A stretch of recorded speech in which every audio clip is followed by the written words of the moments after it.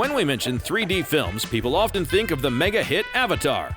In the wake of its enormous success, basically every blockbuster was released in 3D. But skip ahead to 2017 and it doesn't feel like many moviegoers are still impressed by it anymore. Which makes us wonder, what is the current state of 3D and does it still have a future? To answer those questions, we first have to look at the technique's history. It might be surprising to hear that 3D is actually over 100 years old, although it has improved quite a lot along the way. The idea of 3D stems from stereoscopic photography, where two images are placed on top of each other with a slight offset for both the left and the right eye. This tricks the brain into seeing a layer of depth. It's most noticeable when you take off your glasses while watching a 3D movie. During the first half of the 20th century, 3D wasn't good enough and never took off. Filmmakers kept experimenting with it though, and in 1952 it broke out huge, mostly due to the success of the first color stereoscopic feature, Bwana Devil. For a few years, 3D was the bomb, but still the technique wasn't quite there yet. It slowly died out until the spaghetti western Comin' At Ya started another short-lived craze in the early 80s. In the new millennium, we saw another rise due to the advancements in digital technology. Impressive features like the Polar Express and animated movies like Chicken Little got film fans excited for 3D once again. But it was James Cameron's 2009 monster hit Avatar that swept everyone away. I thought, all right, other people are starting to do this. We've seen some good examples. It's not quite there yet, so now's the time. Because I didn't want somebody else to go solve it completely. That wouldn't be any fun. I wanted us to be the ones to solve it. The reason Avatar stands out so much from previous 3D titles is because they invented a new filmmaking technique that's based on how the human eye looks at an image.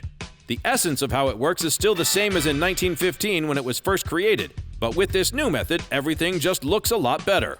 As we were creating the process, I was having to learn how to do it, but in some cases, nobody knew how to do it, and we were actually inventing the process as we went along. So that was a very exciting time, because we really felt like pioneers. So here I was, a director with 25 years of experience, in a situation where I had no idea how to proceed. From 2009 onwards, pretty much every expensive movie released a 3D version in addition to the regular one. This caused all kinds of directors to experiment with it, resulting in some bad, but also some really good pictures. I tell you, with 3D, it's fascinating because you have to rethink and relearn everything you ever thought you knew. You know, 3D to us is not just a gimmick. It's not just, hey, let's make a 3D film. We look at it, everything in our movies helps tell the story. The story is the most important thing. I like the idea of the added element of depth as a narrative because that's what we see in reality. We deal with depth.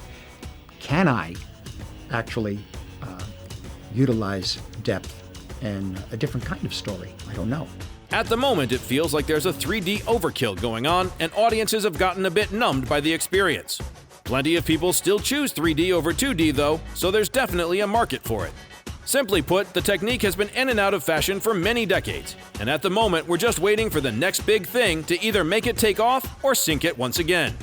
And that just might come in the form of virtual reality, in which everything is in 3D. With the rise of that new medium, it looks like 3D could finally be at a point where it's vastly superior compared to the two-dimensional screens we use today. So to answer the question of whether 3D still has a future, we say absolutely. In fact, it's gonna be bigger than ever. Like what you see? Subscribe to our channel for more exclusive clips.